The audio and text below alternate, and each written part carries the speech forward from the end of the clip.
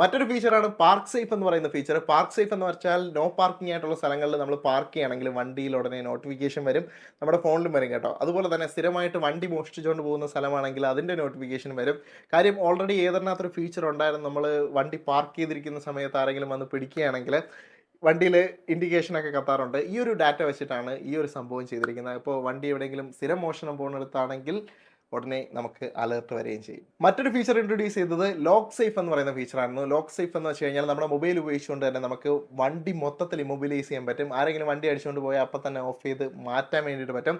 റിമോട്ടായിട്ട് നമ്മുടെ ഫോണിൽ തന്നെ നമുക്ക് വണ്ടി ഷട്ട് ഡൗൺ ചെയ്യാനുള്ള ഓപ്ഷൻ ഉണ്ട്. അതുപോലെ തന്നെ നിങ്ങൾ ഫ്ലാറ്റിലൊക്കെയാണ് താമസിക്കുന്നതെങ്കിൽ ബേസ്മെൻറ്റിൽ ഇരിക്കുന്ന വണ്ടി നിങ്ങൾക്ക് നിങ്ങളുടെ ഫോൺ ഉപയോഗിച്ചുകൊണ്ട് തന്നെ ചാർജിങ് സ്റ്റോപ്പ് ചെയ്യാനുള്ള ഫംഗ്ഷനും ആപ്പിലേക്ക് വരുന്നുണ്ട്. പിന്നെ ലാസ്റ്റ് ആൻഡ് ഫൈനലി നിങ്ങൾക്ക് ക്രിക്കറ്റ് സ്കോറും ഇപ്പോൾ ഏതെങ്കിലും സ്കൂട്ടറിൽ കാണാൻ വേണ്ടി പറ്റും. അതൊരു സൈഡ് കോർണറിൽ എവിടെയെങ്കിലും ഉണ്ടായിരിക്കും. സെലക്ട് ചെയ്ത് കഴിഞ്ഞാൽ സ്കോറും നിങ്ങൾക്ക് കാണാൻ പറ്റും. എൽ പ്ലാറ്റ്ഫോം എന്ന് പറയുന്ന പുതിയൊരു പ്ലാറ്റ്ഫോമിലെ കുറച്ച് വണ്ടികൾ വരുന്നുണ്ട്. ഈ പ്ലാറ്റ്ഫോമിനകത്ത് നിങ്ങൾക്ക് ഓലയിലൊക്കെ വരുന്നത് പോലെ ഒരു പ്ലാറ്റ്ഫോം ഉപയോഗിച്ചുകൊണ്ട് തന്നെ പല മോഡൽസ് വണ്ടി ഉണ്ടാക്കാൻ പറ്റുന്ന ഒരു പ്ലാറ്റ്ഫോം അവതരിപ്പിച്ചിട്ടുണ്ട്.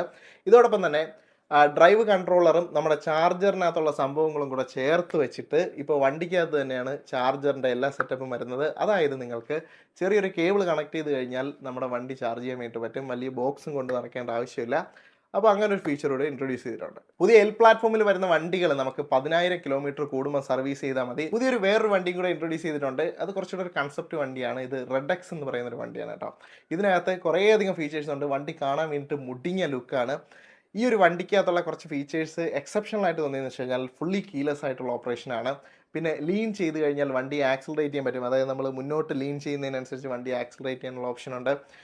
പിന്നെ അങ്ങനെ കുറേയധികം ഫീച്ചേഴ്സ് ഈ വണ്ടിക്കകത്തുണ്ട് കേട്ടോ. ഇതിനകത്ത് ഏകദേശം 300 കിലോമീറ്ററോളം റേഞ്ചാണ് ഈ വണ്ടിക്ക് പറയുന്നത്. 5 കിലോ വാട്ട് അവറിൻ്റെ ബാക്കപ്പും ഉണ്ട്. പിന്നെ ടേക്ക് ഓഫ് എന്ന് പറയുന്നൊരു ഫീച്ചറുണ്ട്. അതായത് നമുക്ക് നോർമലി നമ്മുടെ ഇലക്ട്രിക് വണ്ടികളിൽ ചെയ്യാൻ പറ്റാത്തൊരു സംഭവം. അതായത് ആക്സിലേറ്റർ നന്നായിട്ട് പിടിച്ചു വെച്ച് ബ്രേക്കും പിടിച്ചങ്ങ് വിട്ട് കഴിഞ്ഞാൽ ഫുൾ പവറിൽ എടുത്തുകൊണ്ട് പോകാൻ പറ്റുന്നൊരു സംഭവം വരുന്നുണ്ട്.